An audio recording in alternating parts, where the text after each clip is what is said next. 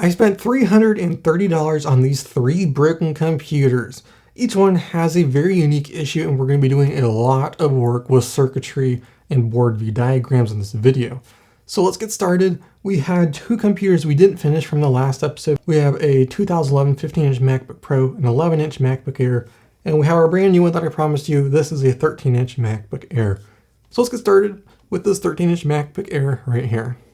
First computer we're checking out today is a 13-inch 2013 MacBook Air. Now, fun fact, this is the one and only MagSafe 2 computer we have ever repaired out of these last 12 computers. So, yeah, it's going to be kind of exciting. Got my trusty adapter here.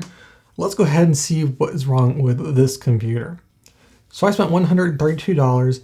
The issue with this is that it has no power. The seller said that it sat around for a while after no use, and it doesn't turn on anymore. Let's go ahead, charge it, plug it in, see what happens when we connect it to power.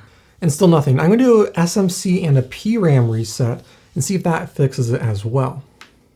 Just did an SMC reset, and the fans spun up for a second once it was done, and then nothing. So let's see if it actually turns on now. Still nothing. Let's do a PRAM, and then we'll open it up and see what looks inside. So the resets didn't work, and I had to take the computer apart. But one very interesting thing is that when I opened it up, the fan was actually on. So the computer kind of turned on. We got fan spinning, but there was no boot chime and there was no display.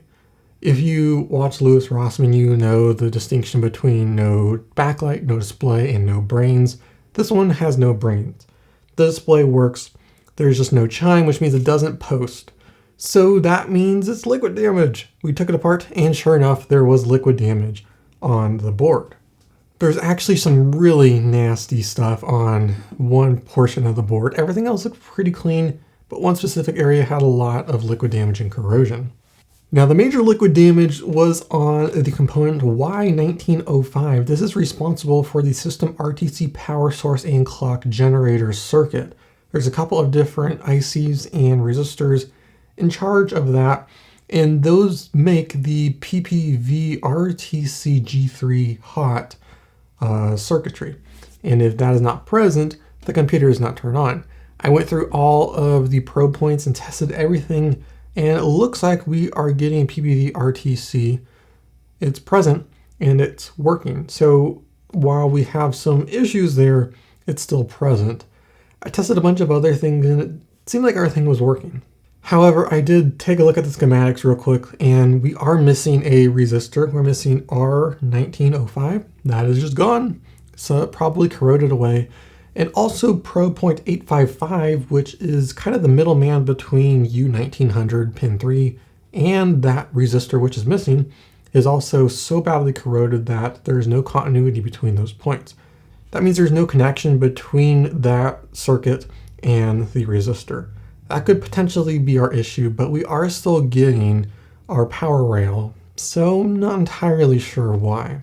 So I could fix the bad probe point with a jumper wire, but I don't have any resistors around, so I can't quite fix that, and those resistors are super tiny. But I was lucky enough to find a pretty good deal on a logic board.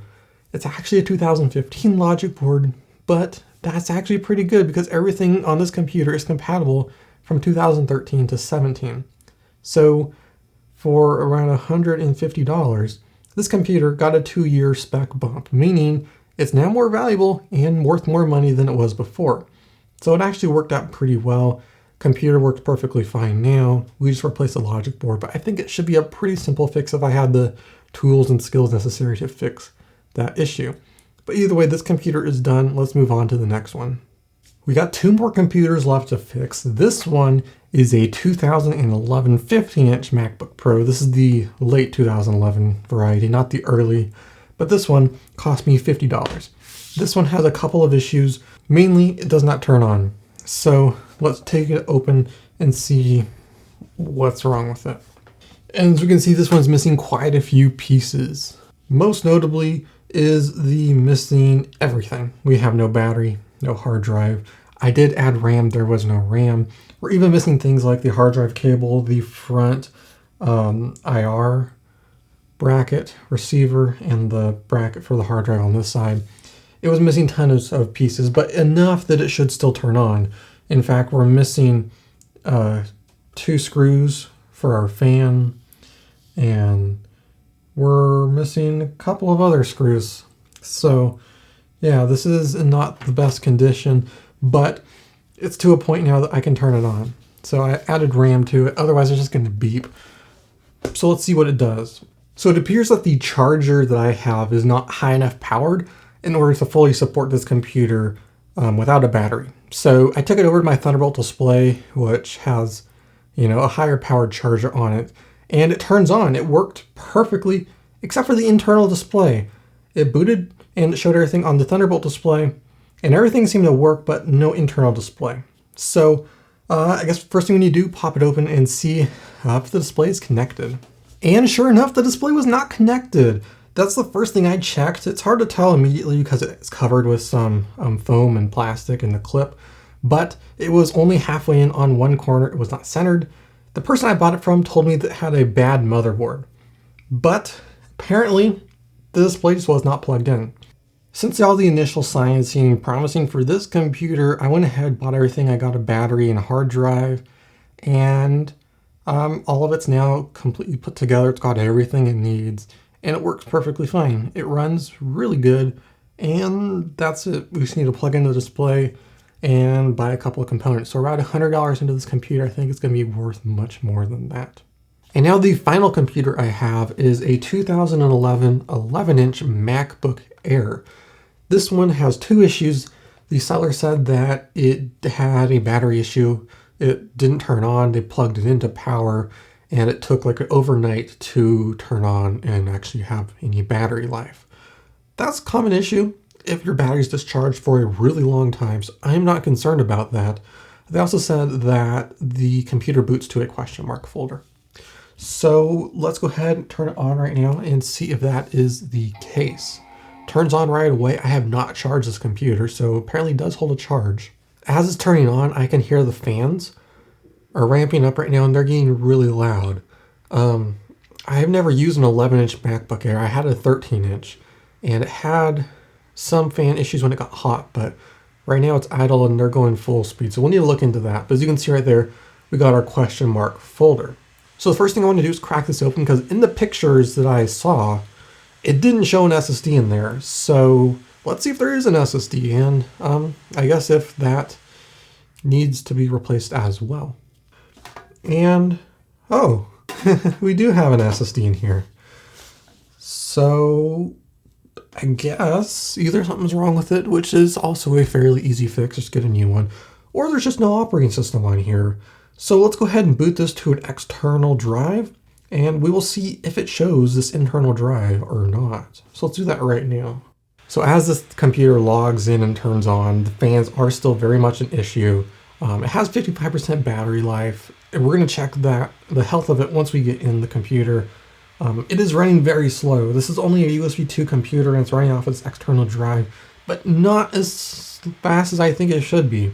In fact, the cursor is just jumping all over the place. The computer has logged in and booted up. I had to switch over to Lion instead of High Sierra. I think High Sierra is a little too demanding for its current condition. So the first thing that I've had issues with is Wi-Fi. Every time I try to connect to Wi-Fi, it says that it's failed. It cannot connect to Wi-Fi. That is an issue. We will need to look into that as well. Let's check the battery health first. I want to see what's going on with its battery, because they said there's an issue. I'm not entirely sure there is. We have 515 cycles, not terribly high, but this is normal condition. If there is an issue, it would tend to say replace now. It does not. And I don't think there's an issue with its battery. But these fans are going crazy. I have temperature gauge up here, and if I show the window, it looks like all of our fans going at 6,500 RPMs, but all of our temperature are reading normal and low. Not a lot of temperature sensors on here apparently. And sure enough, one of our Wi-Fi antennas is disconnected. This one antenna right here is not on at all. Great, that's reconnected. Our Wi-Fi should be all good. I want to check the thermal sensor to see if there's any errors that it's giving me. So what I'm going to do is I'm going to boot this into ASD, Apple Service Diagnostic. This is a tool that's typically meant for Genius Bar technicians and certified Apple support care providers or whatever. So me as a normal person is not really meant to have this, but is an incredibly valuable tool to diagnose computers like this. So I'll show you what I mean in a second here once I boot this up into ASD. So right now it's booting to ASD OS, the Apple Service Diagnostic operating system version of their tool. It's running on my external drive I have. And what this does is it has a single app. It looks like Lion, but it is a single app that runs, and you can test multiple different things on your computers. You can run a full diagnostic test. You can run Wi-Fi checks to see if we fixed our Wi-Fi issue, and we can run our sensors check. This is going to scan each and every sensor to see if it's responding or if it's reporting below a specified threshold. This will tell us if we have an issue on the board that we need to address. So it's running its initial test right here. We will deselect all of these and we will go ahead and select our sensors right there. And on air, we will continue and we will start testing. So it's going to scan all of our sensors. But we have 3 errors right there. There's one more error and there's a 5th error. And failed. That is a very obvious sign right there. Failed. We failed 5 tests, took 7 seconds. So it was unable to read digital core 2 sensor, CPU die 0, a CPU package core power, CPU package GFX power, and CPU package total power. So as I suspected, there is an issue with these sensors on this computer. As for this 11-inch MacBook Air, I took it apart and there was a little bit of liquid damage on the back of the board. It wasn't super major, and the area that had the liquid damage didn't seem like it was responsible for the fan and the slow speed issue. Cleaned it up though, and there was actually one more sensor now that was bad when I reran the test. So I'm not exactly sure where the issue could be, but the great news is that 11-inch MacBook Air logic boards are super cheap. I got a brand new one for $30. So $30 part, this computer is now fixed and ready for sale. And that is going to do it for this video. Thank you guys so much for watching. As always, this is going to be our last video where we fix a computer for a little while. I'm going to take a little bit of time to work on some other projects, but definitely let me know if you want to see more videos like this, and we might buy a couple more computers. Anyway, that is all. Thank you for watching. As always, if you have any questions, let me know. Be sure to get subscribed so you don't miss any more videos. This is Mark, and I'll see you in the next one.